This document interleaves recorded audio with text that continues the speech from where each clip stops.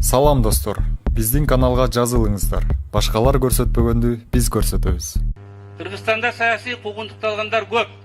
Көбүн атын билбейбиз же унутуп калабыз. Адамдар тез унутат экенбиз. Ошондой саясий куугунтукта жүргөндөрдүн бири Мелис Мырзахматов. Ал жакында телефондон звонок кылып мени куттуктады. Кыргызстанга чет элде жүргөн бул түрмөдөн жаткандан жаман экен деди. Түрмөдө мындай сүйлөшүп келип кетип турат. Эркин жүрүп, бөтөн элде жүргөн бул түрмөдөн жаман экен деп айтты. Өзүңүздөр билесиздер, 15-жылкы шайлоодо Ата Мекен партиясы менен Мекен ынтымагы партиясы, улуттар биримдиги партиясы чогуу чыкканбыз. Мына ошол партиядан депутат бар. Бул Искендер Гайыпкулов. Ал бүгүн бул жерде. Бирок сөз келгенде айтпай койсом кыйналып кетем да. Азыр мен Искендер Гайыпкуловдун сөзүнөн алам бир пикирди эмне болсо да айтып коеюн деп чечтим. Мелис Мырзахматовду Оштогу көпүрөнү туура эмес курган деп 20 чиновнигин кошуп туруп иш козгогон. 20 чиновник. Бүгүнкү күнү ошонун 19 акталды.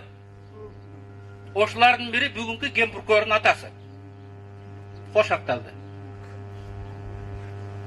Адамдын актыгын далилдеш адамдын эле укугу эмес. Бул мамлекеттин милдети.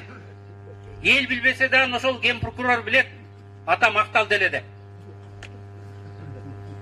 19 акталса эмне үчүн Мырзахматов акталбады деген суроону ал өзүнө бериш керек. Кечирим сурап, ген прокуратура демилген өзү көтөрүп чыгыш керек. Анан Адахан айткандай, тилмен көрөм да, тилмен көрөм деген ушундай болот.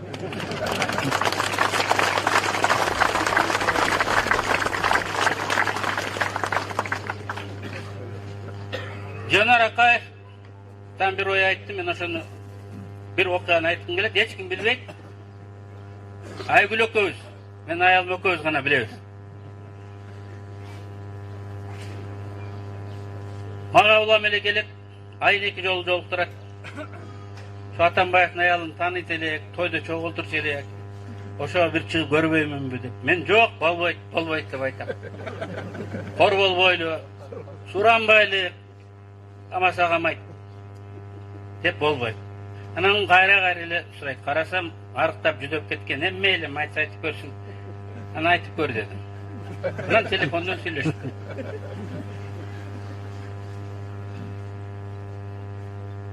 Телефондон сүйлөшкөндө аял айтты, биз айтпадык беле.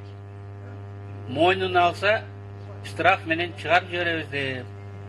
Мойнуна албай атпайбы деп айтыптыр. Чын эле адвокат аркылуу мага мурун ушундай сунуш түшкөн. Моюн болуп калган эле, алып ушу партияга иштетип бердик элек десеңиз, штраф менен азыр чыгып жүрбөйбү, фамилияларын айтпай. Чыгарып жиберебиз дептир. Мен моюн жок нерсени моюнга алып өмүр бою өзүм ошого каршы күрөшүп жүрсөм. Анан чыккандан көрө мен элим ишенсин, түрмөдө отурсам деле мага болот деп ичимден ойлодум, бирок аялымды сынадым. Макул. Ошентсем кандай болот деп. Бирок жок, болбойт деди.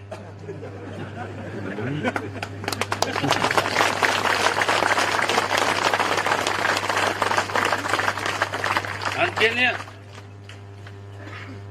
мен Венадан учуп атканда 3-4 адам звонок кылып келсең камайт экен деп чыгып айтышты.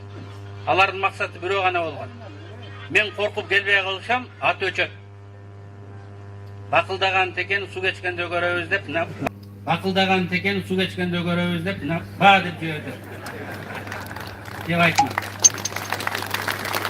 Ошол макал, бул кыргыздын байыркы макалы да. Ошол макал именно мен үчүн айтылгандай болуп, мага түбөлүк жармашкан.